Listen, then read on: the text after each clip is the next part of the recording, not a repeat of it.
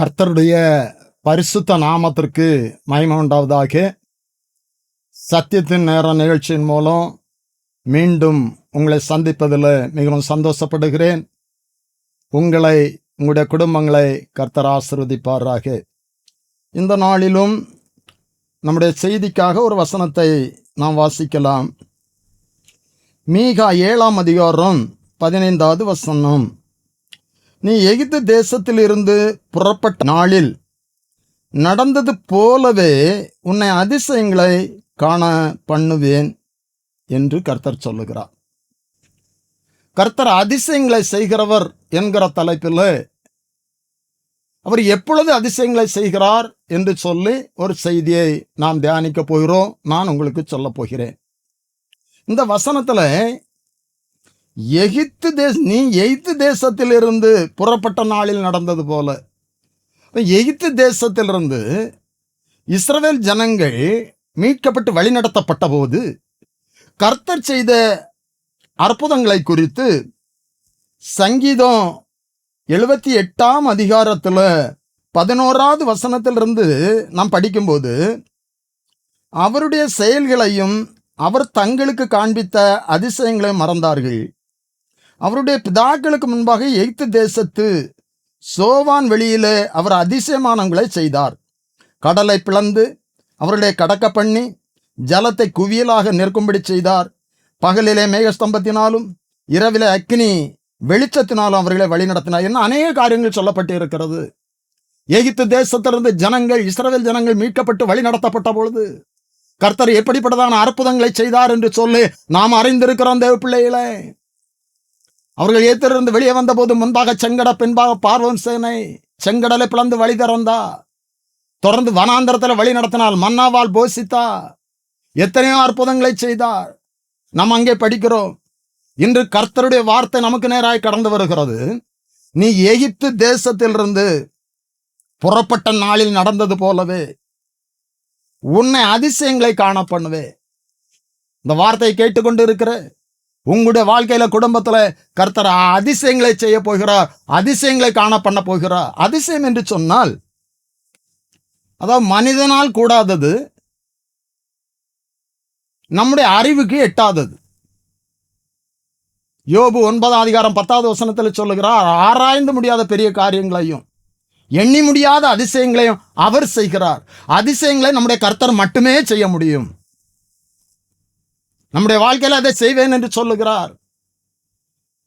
நீ எகிப்து தேசத்திலிருந்து புறப்பட்ட நாளில நான் உன்னுடைய வாழ்க்கையில அதிசயங்களை செய்தது போல நான் செய்வேன் என்று சொல்லுகிறார். அதிசயங்களை குறித்து வேதத்தில் அநேக காரியங்களை நாம் பார்க்கிறோம். அநேக இடங்களில் அவருடைய அதிசயங்களை குறித்து சொல்லப்பட்டு இருக்கிறது. அவருடைய அதிசயங்கள் நம்முடைய வாழ்க்கையில நடக்க வேண்டும் என்று சொன்னால், அன்பான தேவனுடைய பிள்ளைகளை, நாம் ஒவ்வொருவரும் கர்த்தருடைய அதிசயங்களை எதிர்பார்க்கிறோம். மனிதனால் முடியாது, டாக்டரால் முடியாது, இந்த உலகத்தால் முடியாது, கர்த்தரால் முடியும். உலகத்தில் பல அதிசயங்களை குறித்து நாம் அறிந்திருக்கிறோம். தாஜ்மஹாலும் உலக அதிசயங்களில் ஒன்று என்று சொல்வார்கள். ஒரு முறை டெல்லி சென்றிருக்கும் போது அதை பார்க்க கர்த்தர் கிருபை செய்தார். நீங்களும் கூட பார்த்திருக்கலாம். இங்கே மனிதர்கள் உலக அதிசயங்களாக பல காரியங்களை சொல்லுகிறார்கள். ஆனால் மனிதர்களால் செய்யக்கூடாத, செய்ய முடியாத காரியங்களை செய்கிறவர் நம்முடைய கர்த்தர் அதிசயங்களை செய்கிறவர். இன்றைக்கு உங்களுடைய வாழ்க்கையிலும் குடும்பத்திலும் அவர் அதிசயங்களை செய்ய போகிறார். அதற்கு நாம் என்ன செய்ய வேண்டும்? முதலாவதாக நியாயாதிபதிகள் 13ஆம் அதிகாரத்தில் மனோவாவை குறித்து சொல்லப்பட்டு இருக்கிறது. அவன் மனைவி பிள்ளை பெறாத மலடியா இருந்தாள் என்று சொல்லி, ஒரு நாள் தேவ மனுஷன் ஒருவன் அவளை சந்திக்கிறான். அவளிடத்துல நீ கற்பம் தரித்து ஒரு குமாரனை பெறுவாய் என்று சொல்லி சில காரியங்களை அங்கே சொல்லுகிறார். அப்பொழுது மனோவா இல்லை. மீண்டும் மனோவா கர்த்தரத்தில் ஜெபம் பண்ணுகிறான். ஒரு முறை கூட தேவ மனுஷன் என்னோடு பேச வேண்டும் என்று சொல்லி அப்படியே கடந்து வருகிறான். அப்பொழுதும் மனோவா இல்லை. மனோவா மனைவி ஓடி சென்று மனோவை அழைக்கிறார்.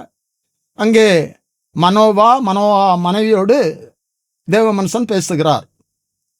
தொடர்ந்து அந்த 13ஆம் அதிகாரம் 17வது வசனத்தில், அப்பொழுது மனோவா கர்த்தருடைய தூதனை நோக்கி, நீர் சொன்ன காரியம் நிறைவேறும் போது நாங்கள் உம்மை கனம் பண்ணும்படி உம்முடைய நாமம் என்ன என்று கேட்டான். 18வது வசனத்தில் இப்படியா சொல்லப்பட்டு இருக்கிறது. அதற்கு கர்த்தருடைய தூதனானவர், என் நாமம் என்ன என்று நீ கேட்க வேண்டியது என்ன? என் நாமம் அதிசயம் என்று சொன்னார். நம்முடைய கர்த்தருடைய நாமம் அதிசயம். நம்முடைய கர்த்தருக்கு அநேக நாமங்கள் இருக்கிறது. அவர் வல்லவர், அதிசயமானவர், யெகோவாயீரே. அவர் இருக்கிறவராயிருக்கிறேன் என்று சொன்னார். அநேக நாமங்கள் இருக்கிறது. இங்கே மனோவடத்துல கர்த்தருடைய தூதன் சொல்லுகிறது, கர்த்தருடைய நாமம் அதிசயம். அந்த அதிசயம் இங்கே 19வது வசனத்துல நாம படிக்கிறோம். மனோவா போய் வெள்ளாட்டு குட்டியையும் போஜன பலியையும் கொண்டு வந்து அதை கன்மலையின் மேல் கர்த்தருக்கு செலுத்தினான், பலியாய் செலுத்தினான். அப்பொழுது மனோவாவும் அவன் மனைவியும் பார்த்து கொண்டிருக்கையிலே அதிசயம் விளங்கியது. அப்படி என்று சொன்னால் நம்முடைய வாழ்க்கையில அதிசயங்கள் நடக்க வேண்டும் என்று சொன்னார். நம்முடைய குடும்பத்தில் அதிசயங்கள் நடக்க வேண்டும் என்று சொன்னார் அவருக்கு பலி செலுத்த வேண்டும், அவரை ஆராதிக்க வேண்டும். அவருக்கு பலி செலுத்தும் பொழுது, அவரை ஆராதிக்கும் போது அவர் அதிசயங்களை செய்கிறவராய் இருக்கிறார். உன்னை அதிசயங்களை காண பண்ணுவே. இன்றைக்கு கர்த்தருடைய வார்த்தை நம்மோடு பேசுகிறது. இதை கேட்டுக்கொண்டிருக்கிற தேவ பிள்ளைகளே, இதுவரை உங்களுடைய வாழ்க்கையில நடக்காத ஒரு காரியத்தை கர்த்தர் செய்ய போகிறார். அவரால் கூடும். அதுதான் அதிசயம். உன்னை அதிசயங்களை காண பண்ணுவே. அதிசயங்களை காண வேண்டும் என்று சொன்னால், அவர் நம்முடைய வாழ்க்கையில அதிசயங்களை செய்ய வேண்டும் என்று சொன்னால், பிள்ளைகளுடைய வாழ்க்கையில அதிசயங்களை செய்ய வேண்டும் என்று சொன்னால், இங்கே பிள்ளை பெறாத மலடியா இருந்தா கர்த்தர் எங்கே ஒரு குழந்தையை கொடுத்தா அது அதிசயம். அப்படிப்பட்டதான் அதிசயம் உங்களுடைய வாழ்க்கையில நடக்க வேண்டும் என்று சொன்னா, இங்கே மனோவா பலி செலுத்தினான். அப்பொழுது அதிசயம் விளங்கிற்று. நாமும் கர்த்தருக்கு பிரியமான ஒரு பலி செலுத்த வேண்டும். கர்த்தருக்கு பிரியமான ஒரு ஆராதனை செய்ய வேண்டும். நான் மீண்டும் சொல்லுகிறேன், அநேக செய்திகளிலே சொல்லுகிறேன், இன்றைக்கு ஆராதனைகள் அநேக விதமாய் காணப்படுகிறது. எல்லா ஆராதனையும் அவர் ஏற்றுக்கொள்வதில்லை. மனோவா பலி செலுத்த பொழுது அந்த பலியை சுகந்த வாசனையாய் முகர்ந்து கொண்டு மனோவாவை கர்த்தர் ஆசீர்வதித்தார். இன்றைக்கு கர்த்தர் பிரியப்படுகிற சுகந்த வாசனையாய் முகர்ந்து கொள்கிற ஒரு பலியாய் நம்முடைய பலி இருக்க வேண்டும், நம்முடைய ஆராதனை இருக்க வேண்டும். அப்படி இருக்கும் என்று சொன்னால் அதிசயங்களை செய்வார். அவர் ஆராதனையில அதிசயங்களை செய்கிற கர்த்தர். வேதம் இப்படியாய் சொல்லுகிறது. சங்கீதம் 9ஆம் அதிகாரம் 1 வசனத்துல, கர்த்தாவே என் முழு இருதயத்தோடு உம்மை துதிப்பேன், உம்முடைய அதிசயங்கள் எல்லாம் விவரிப்பேன். ஒரு முழு மனதோடு முழு ஆத்மாவோடு அவரை துதிக்கும் போது, ஆராதிக்கும் போது அதிசயங்கள் நடக்கிறது. இஸ்ரவேல் ஜனங்களுக்கு முன்பாக எரிகோ அடைக்கப்பட்டிருந்தது. அப்பொழுது கர்த்தர் சொன்ன ஒரு காரியம், ஆசாரியர்கள் எக்காலங்களை எடுத்துக்கொண்டு உடன்படிக்கை பெட்டிக்கு முன்பாக கடந்து செல்ல வேண்டும். யோசுவா 6ஆம் அதிகாரம் 15வது வசனம், 7ஆம் நாளிலே அதிகாலையிலே கிழக்கு வெளுக்கும் போது எழுந்திருந்து அந்த பிரகாரமே பட்டணத்தை 7 தரம் சுற்றி வந்தார்கள். அன்றே தினம் மாத்திரம் பட்டணத்தை 7 தரம் சுற்றி வந்தார்கள். 6 நாள் 6 முறையும் 7வது நாள் 7 முறையும் சுற்றி வர வேண்டும் என்று சொல்லப்பட்டது. அப்படியே ஜனங்கள் சுற்றி வந்து ஆர்ப்பரித்தார்கள். 6ஆம் அதிகாரம் 20வது வசனம், எக்காலங்களை ஊதுகையில் ஜனங்கள் ஆர்ப்பரித்தார்கள். எக்கால சத்தத்தை ஜனங்கள் கேட்டு மகா ஆரவாரத்தோடு முழங்குகையில் அலங்கம் இடிந்து விழுந்தது. இன்றைக்கு நமக்கு முன்பாய் அடைக்கப்பட்டு இருக்கிற எரிகோ கோட்டைகள், நமக்கு முன்பாய் தடையா இருக்கிற ஆசீர்வாத தடையா இருக்கிற காரியங்கள் உடைக்கப்பட வேண்டும் என்று சொன்னார். முதலாவதாக நான் உங்களுக்கு சொல்லுகிறேன், அவரை ஆராதிக்கும் போது, ஒரு உண்மையான கர்த்தருக்கு பிரியமான ஒரு பரிசுத்த ஆராதனை செய்யும் போது அதிசயம் நடக்கும். அல்லேலூயா, அதிசயம் நடக்கும். எரிகோ மதுரை குறித்து சொல்லப்பட்டு இருக்கிறது. அது 20 அடி அகலம், 30 அடி உயரம் என்று சொல்லு. அது மிகவும் உறுதியானது. எரிகோ ஜனங்கள் அந்த மதலை மிகவும் நம்பி இருந்தார்கள். அவர்கள் அவருடைய தெய்வத்தை நம்பி இருந்தார்கள். யாரும் எங்களை என்று ஒன்றும் செய்ய முடியாது, அசைக்க முடியாது என்ற ஒரு நம்பிக்கையோடு இருந்தார்கள். அந்த மதில் அவர்களுக்கு மிகவும் ஒரு பாதுகாப்பு என்று சொல்லி நம்பினார்கள். உண்மைதான். ஆனால் எந்த மதிலும் எந்த தடையும் கர்த்தருக்கு முன்பாய் நிற்க முடியாது. கர்த்தருக்கு முன்பாய் நிற்க முடியாது. கர்த்தருக்கு முன்பாய் எல்லாம் உடைக்கப்படும். இங்கே இஸ்ரவேல் ஜனங்கள் 7 நேரம் ஆர்ப்பரித்த போது அந்த எரிகோ மதில் இடிந்து விழுந்தது என்று சொல்லி பார்க்கிறோம். கர்த்தருக்கு முன்பாக எந்த தடையும் நிற்க முடியாது. தேவ பிள்ளைகளே, முதலாவதாக நான் உங்களுக்கு சொல்லுகிறேன், நம்முடைய வாழ்க்கையில அதிசயங்கள் நடக்க வேண்டும் என்று சொன்னார். அவருக்கு பிரியமான ஒரு ஆராதனை, அவர் விரும்புகிற ஒரு ஆராதனை செய்ய வேண்டும். பலியிலே துதியிலே அவர் அதிசயங்களை செய்கிறார். இரண்டாவதாக சங்கீதம் 107 24 இப்படியாய் சொல்லுகிறது, அவர்கள் கர்த்தருடைய கிரியைகளையும் ஆழத்திலே அவருடைய அதிசயங்களையும் காண்கிறார்கள். ஆழத்திலே அவருடைய அதிசயங்களை காண வேண்டும் என்று சொன்னால் நான் ஆழத்திலே செல்ல வேண்டும். அப்படி என்று சொன்னால் அதற்கு அர்த்தம் என்ன? புரிந்து கொள்ளும்படியாய் ஒரு காரியத்தை நான் உங்களுக்கு நினைவுபடுத்த விரும்புகிறேன். லூக்கா 6:47-48 இயேசு கிறிஸ்து இப்படியாக சொல்லுகிறார், என்னிடத்தில் வந்து என் வார்த்தைகளை கேட்டு அவைகளின்படி செய்கிறவன் யாருக்கு ஒப்பாயிருக்கிறான் என்று உங்களுக்கு காண்பிப்பேன்.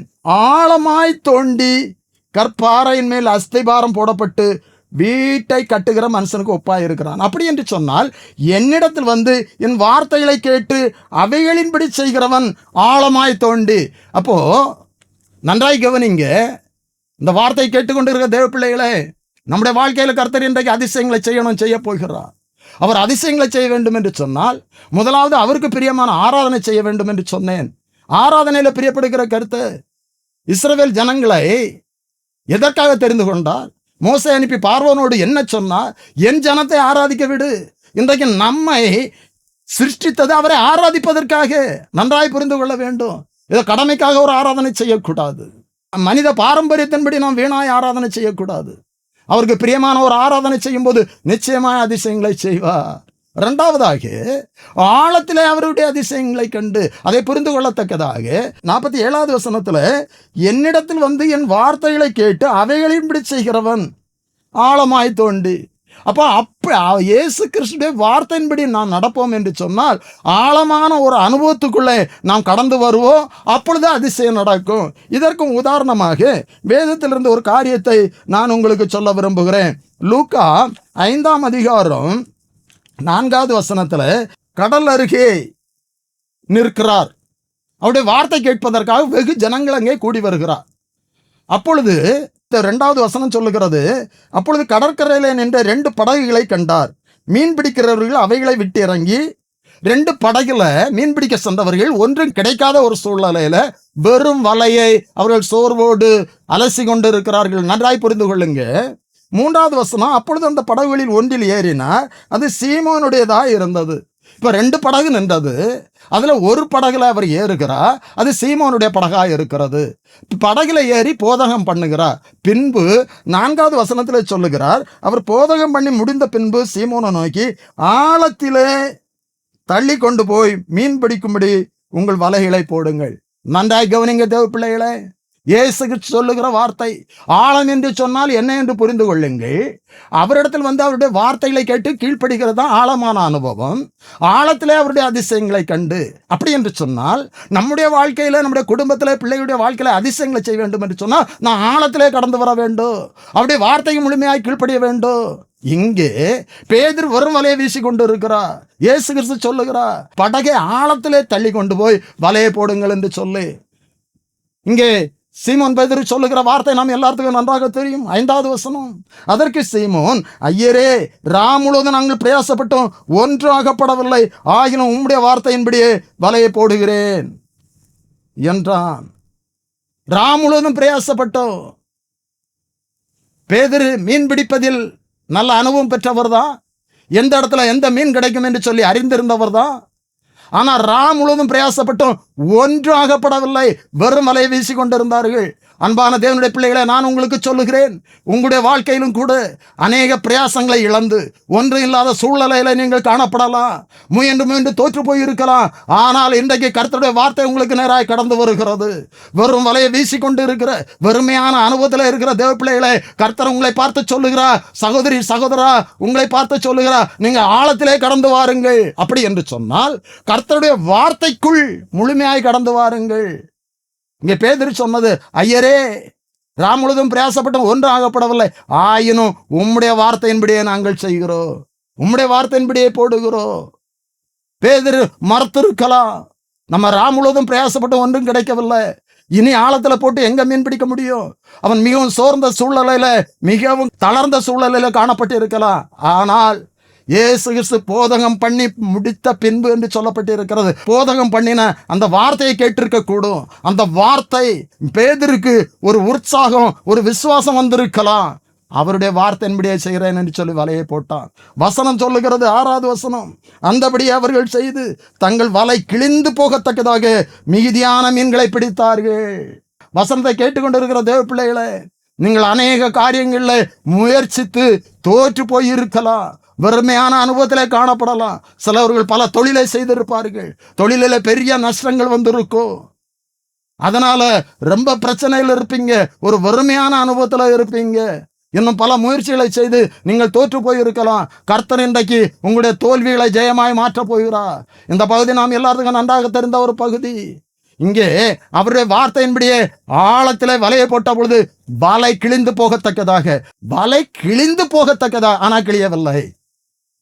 கர்த்தர் நமக்கு ஒரு ஆசீர்வாதத்தை கட்டளையிடும் போது, கர்த்தருடைய ஆசீர்வாதமே ஐஸ்வர்யத்தை தான், அதனுடைய வேதனையை கூட்டார். அதனோட வேதனை வராது. இந்த உலக பிரகாரமான ஐஸ்வர்யம் நமக்கு வரணும்னு சொன்னால் அதனோட வேதனைகளும் கூட கடந்து வரலாம்.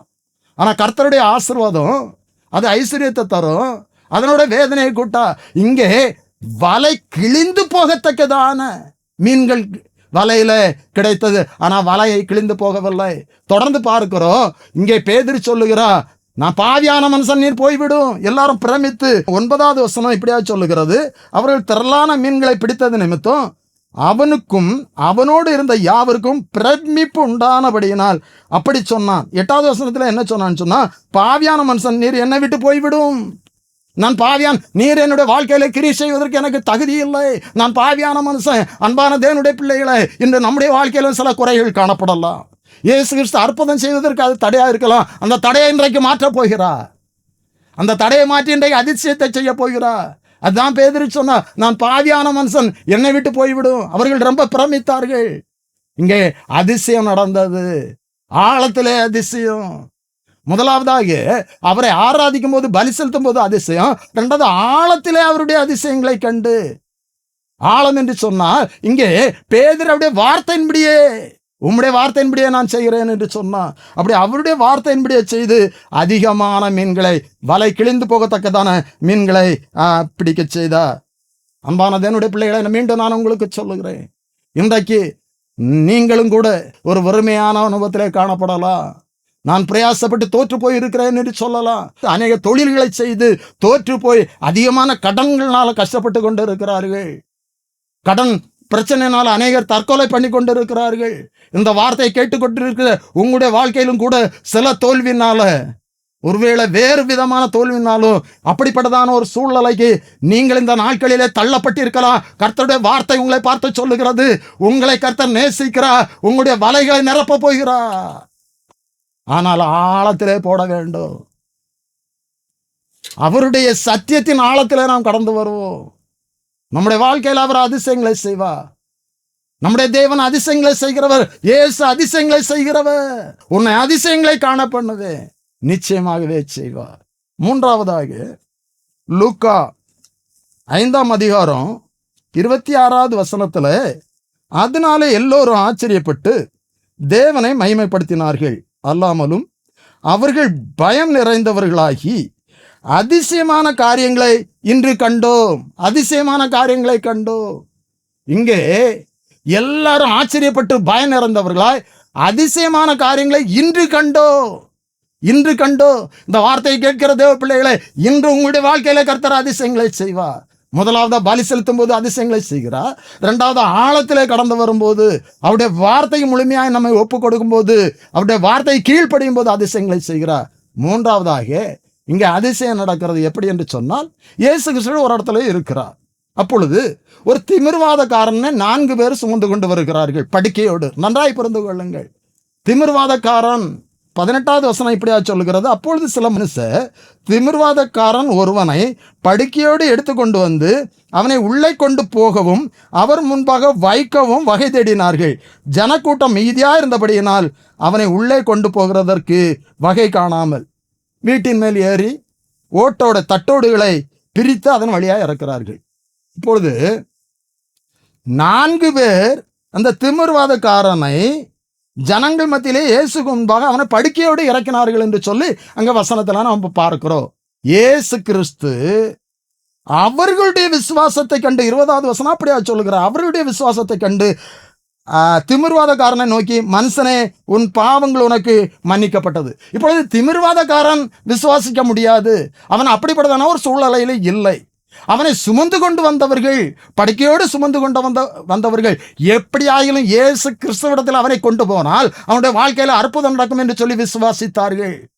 அவர்களுடைய விசுவாசத்தை கண்டு இங்கே கர்த்தர் அற்புதம் செய்கிறார். ஒருவேளை உங்களுடைய வாழ்க்கையில, உங்களுடைய குடும்பத்துல விசுவாசிக்க முடியாத சூழ்நிலையில நீங்களோ உங்களுடைய குடும்பத்தாரோ காணப்படலாம். ஆனா குடும்பத்தில் ஒருவருடைய விசுவாசத்தின் நிமித்தம் குடும்பத்திலே கர்த்தர் கிரியை செய்ய வல்லவராய் இருக்கிறார்.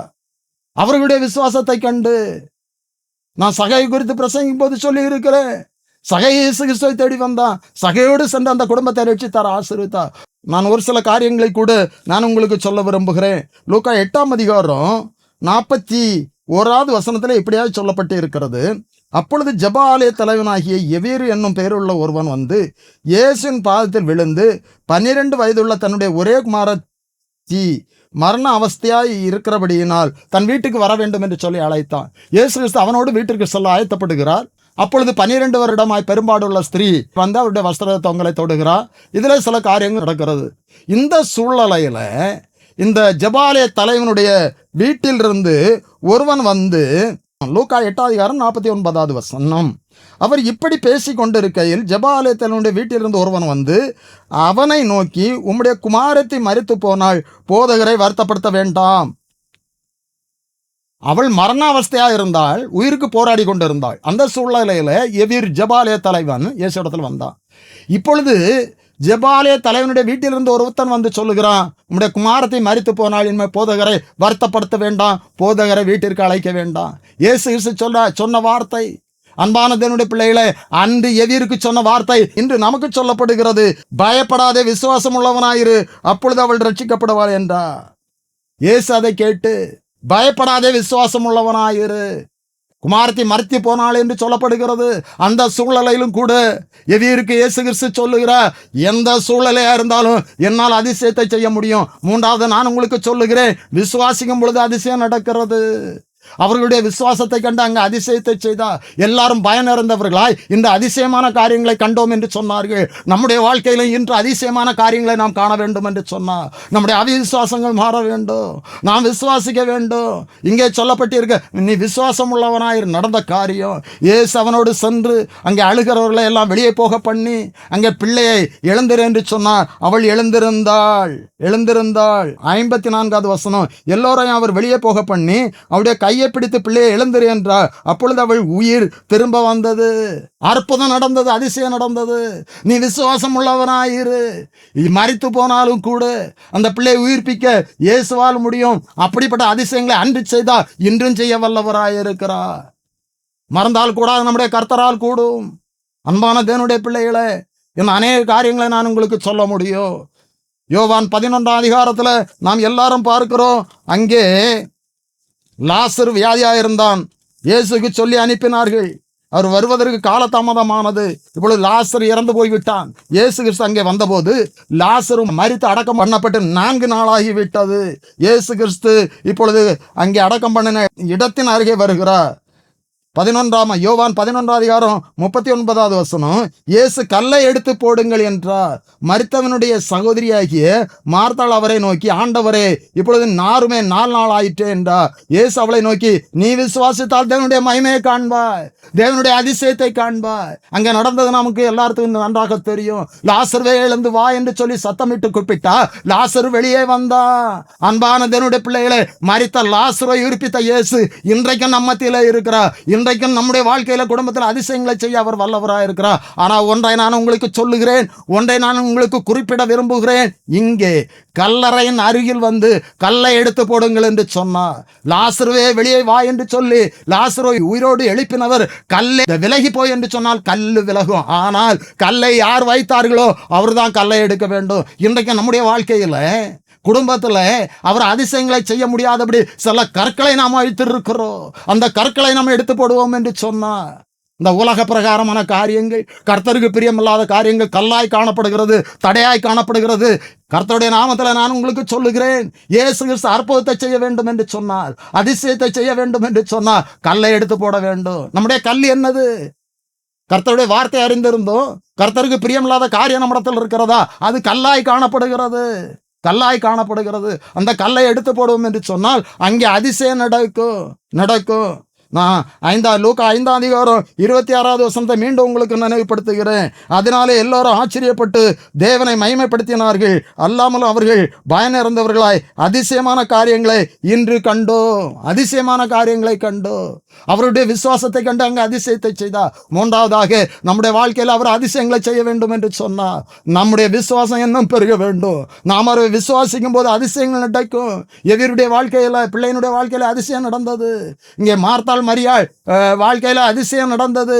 இங்க திமிர்வாதக்காரனை சுமந்து கொண்டு வந்தவர்களுடைய விசுவாசத்தை கண்டு இங்க அதிசயங்களை செய்தார். எல்லாரும் அதிசயமான காரியங்களை இன்று கண்டோம் என்று சொன்னார்கள். இன்று நம்முடைய வாழ்க்கையிலும் நாம் அதிசயமான காரியங்களை காண்போம். மனோவா பலி செலுத்த பொழுது அதிசயம் விளங்கிற்று.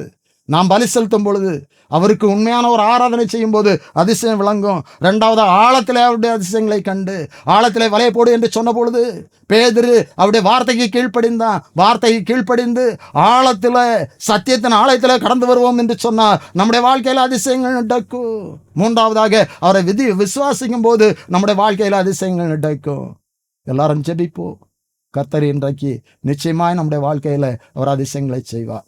உன்னை அதிசயங்களை காண பண்ணுவேன் என்று சொன்ன எங்கள் பரிசுத்த பரலோகத்தின் பிதாவே, ஆசீர்வாதமான இரவு வேளைக்காய் உமக்கு ஸ்தோத்திரம் அப்பா. இந்த வேளையிலும் சத்தியத்தின் நேரம் நிகழ்ச்சியின் மூலம் இந்த வார்த்தையை கேட்ட ஒவ்வொருவருக்காக, குடும்பத்திற்காக அடியேன் உம்முடைய நாமத்திலே ஜெபிக்கிறேன் அப்பா. நீர் ஜெபங்களை கேட்கிறவர். என்னை நோக்கி கூப்பிட, நான் உனக்கு உத்தரவு கொடுத்து நீ அறியாதும் உனக்கு எட்டாமன பெரிய காரியங்களை அறிவிப்பேன் என்று சொன்னீரே அப்பா. கர்த்தாவே, அடியேன் மூலம் நீர் சொன்ன வார்த்தை இந்த நாளில் உறுதிப்படத்தக்கதாக ஒவ்வொருடைய வாழ்க்கையிலும் நீர் அதிசயங்களை செய்யும்படியாக ஜெபிக்கிறேன் அப்பா. அதிசயங்களை நாங்கள் காண வேண்டும் என்று சொன்னால், எங்களுடைய வாழ்க்கையில நீர் அதிசயங்களை செய்ய வேண்டும் என்று சொன்னால், மனோவா பலி செலுத்தி அதிசயத்தை கண்டது போல, உம்முடைய நாமம் அதிசயம் என்று சொன்னது போல, கர்த்தாவே நாங்களும் உமக்கு பிரியமான ஒரு பலி செலுத்தி, உமக்கு பிரியமான ஒரு ஆராதனை செய்து உம்முடைய அதிசயங்களை காண எங்களுக்கு கிருபை தாரும். அப்படியே கர்த்தாவே, ஆழத்திலே உம்முடைய அதிசயங்களை கண்டு என்று சொல்லப்பட்டு இருக்கிறதப்பா. நாங்களுடைய வார்த்தையை முழுமையாக ஏற்றுக்கொண்டு சத்தியத்தின் ஆழத்திலே கடந்து வந்து அதிசயங்களை காண எங்களுக்கு நீர் கிருபை செய்யும்படியாக ஜெபிக்கிறோம். விசுவாசிக்கும் பொழுது நீர் அதிசயங்களை செய்கிறீரப்பா. அப்படியே நாங்களும் இன்னும் அதிகமாக உம்மை விசுவாசித்து எங்களுடைய வாழ்க்கையில், குடும்பத்தில், பிள்ளைகளுடைய வாழ்க்கையில் அதிசயங்களை காண எங்களுக்கு உதவி செய்யும். இந்த வசனத்தை கேட்ட ஒவ்வொருவருக்காகவும் அடியேன் கெஞ்சி ஜெபிக்கிறேனப்பா. ஒவ்வொருடைய வாழ்க்கையிலும், குடும்பத்திலும் அதிசயங்களை செய்ய உம்முடைய நாமத்தை மகிமைப்படுத்தும். அப்படி நீர் செய்ய போறதற்காக நன்றி. மீட்பர் இயேசு கிறிஸ்துவினால் ஜெபிக்கிறோம் நல்ல பிதாவே, ஆமேன். நீ அறியாததை செய்பவர், உனக்கு எட்டாததை செய்பவர். நீ அறியாததை செய்பவர், உனக்கு எட்டாததை செய்பவர். பெரிய காரியம் அறிவிப்பவர், அவர்தான் இயேசு ரட்சகர். அவர்தான் கர்த்தர் இயேசு ரட்சகர். என்னை நோக்கி கூப்பிடு, உத்தரவு அருளி நன்மையால் நிறைத்திடுவே. என்னை நோக்கி கூப்பிடு, உத்தரவு அருளி நன்மையால் நிறைத்திடுவே. ஏந்துவேன் சுமப்பின் தப்புவிப்பேன், ஏந்துவேன் சுமப்பின் தப்புவிப்பேன். நீ அறியாததை செய்பவர், உனக்கு எட்டாததை செய்பவர். திக்கற்ற பிள்ளையாய் விட்டுவிடேன், வலக்கரம் பற்றி பிடித்துள்ளேன். திக்கற்ற பிள்ளையாய் விட்டுவிடேன், வலக்கரம் பற்றி பிடித்துள்ளேன். பயப்படாதே, உன்னோடிருக்கிறேன். பயப்படாதே, துணை நிற்கிறேன். பயப்படாதே, உன்னோடிருக்கிறேன். பயப்படாதே, துணை நிற்கிறேன். என்னை நோக்கி கூப்பிடு, உத்தரவு அருளி நன்மையால் நிறைத்திடுவே. என்னை நோக்கி கூப்பிடு, உத்தரவு அருளி நன்மையால் நிறைத்திடுவே ஏந்துவேன் சுமப்பின் தப்பு